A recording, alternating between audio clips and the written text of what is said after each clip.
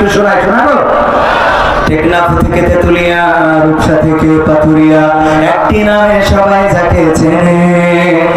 এক দুইজন নয়, 1.5 শতাধিক মানুষ জীবন দিল শুধু যারি প্রেমে। টেকনাফ থেকে তেতুলিয়া, রূপসা থেকে পাথুরিয়া, একটি নামে সবাই যাকে চেনে। এক দুইজন নয়, 1.5 শতাধিক মানুষ জীবন দিল শুধু যারি প্রেমে। সেই মানুষের মুক্তি চেয়ে যেতাম আমি গান গেয়ে, সেই মানুষের মুক্তি চেয়ে যেতাম আমি গান গেয়ে, সেই মানুষটি নাই দুনিয়ায় নাই। আজ আর মুক্তি চাওয়ার নাই প্রয়োজন নাই রে, আজ আর আমার গানের নাই প্রয়োজন নাই।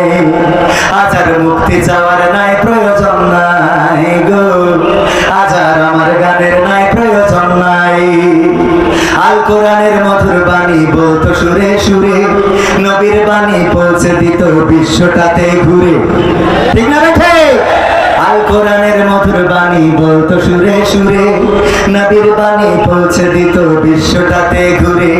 তার মুখের এই বয়ান শুনে হতো মুসলমান, বুকের সাথে বুক মিলিয়ে ধন্য কত প্রাণ।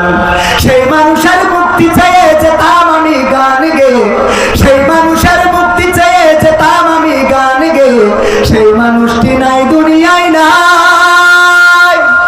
আজ আর মুক্তি চাওয়ার নাই প্রয়োজন নাই গো, আজ আর আমার গানের নাই প্রয়োজন নাই। আজ আর মুক্তি চাওয়ার নাই প্রয়োজন নাই রে, আজ আর আমার গানের নাই প্রয়োজন নাই।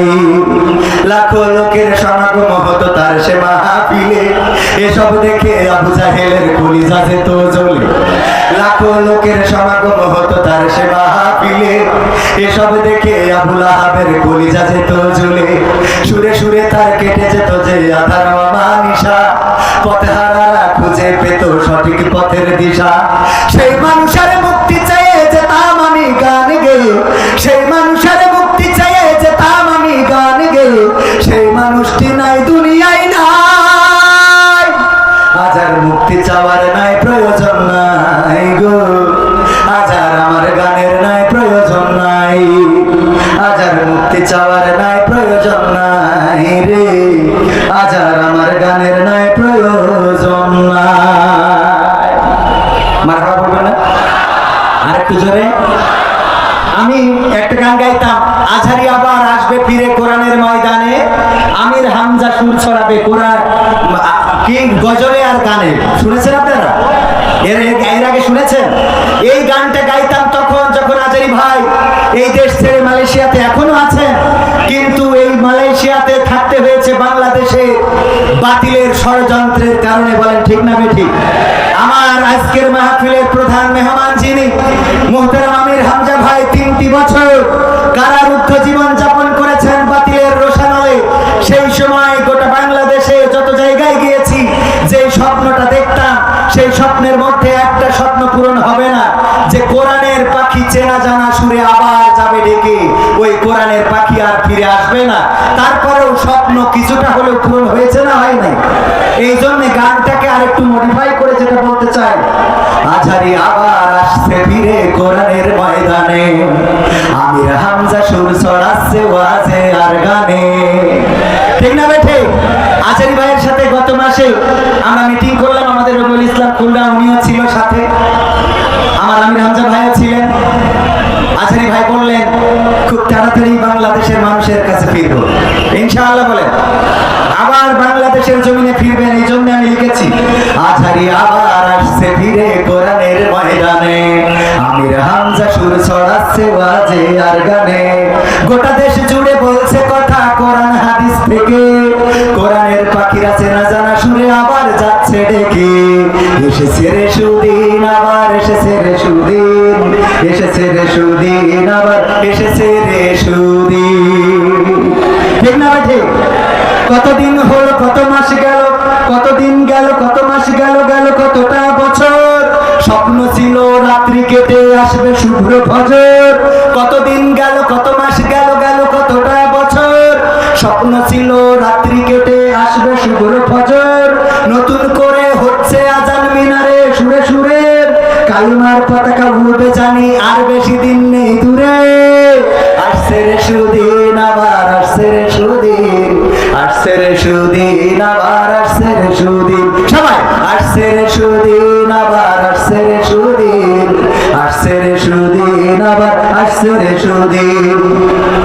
কত শতজন পথে চেয়েছিল আবার দেখা হবে, নুরানি রূপে মিষ্টি মুখে কোরআনের কথা কবে। কত শতজন পথে চেয়েছিল আবার দেখা হবে, নুরানি রূপে মিষ্টি মুখে কোরআনের কথা কবে।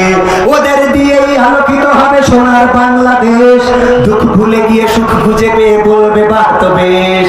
আসছে রে সুদিন আবার আসছে রে সুদিন, আসছে রে সুদিন আবার আসছে রে সুদিন, আসছে রে সুদিন আবার আসছে রে সুদিন, আসছে রে সুদিন আবার আসছে রে সুদিন। ওদের মূল্য বোঝনি যারা বলছি তারা শোনো, এপারেই তো সব শেষ নয় ওপারের দিন ঘনো, ঠিক না বেঠে? খেলা কি শুধু এপারে হবে নাকি ওপারেও হবে?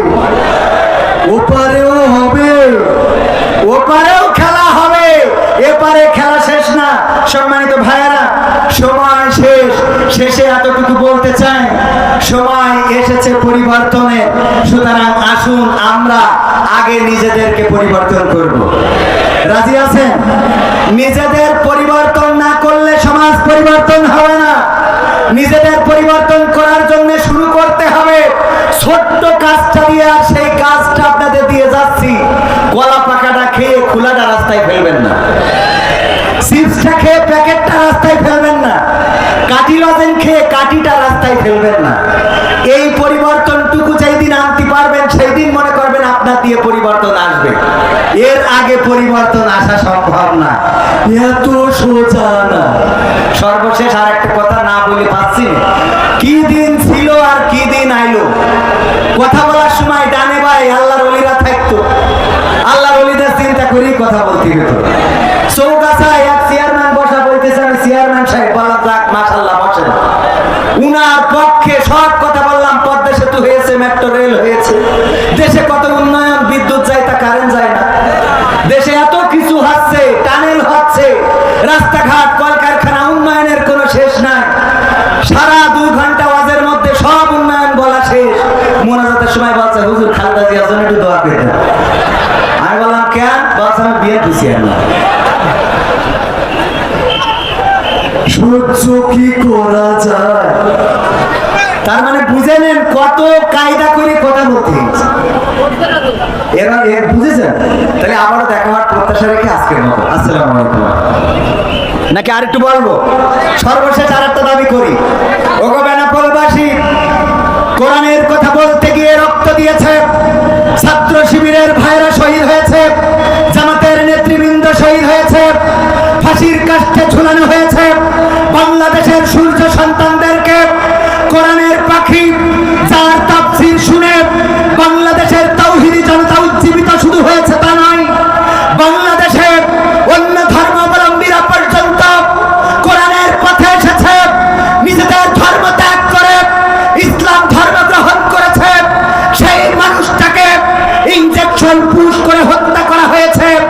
যারা কোরআন কায়েম বাংলার জমিনে হয়েছে দেখার জন্য রক্ত দিল, হাসতে হাসতে ফাঁসির মঞ্চে গেল, জীবন দিল, শহীদ হল।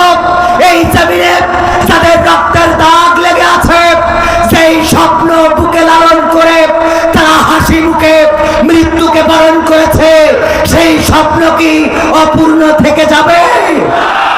সেই স্বপ্ন যদি পূরণ করতে হয়, সেইভাবে আমরা 1952-তে বুকের রক্ত ঢেলে বাংলাদেশের ভাষা এনেছি, 71-এ আমরা প্রথম স্বাধীনতা এনেছি, 2024-এ আমরা দ্বিতীয় স্বাধীনতা এনেছি।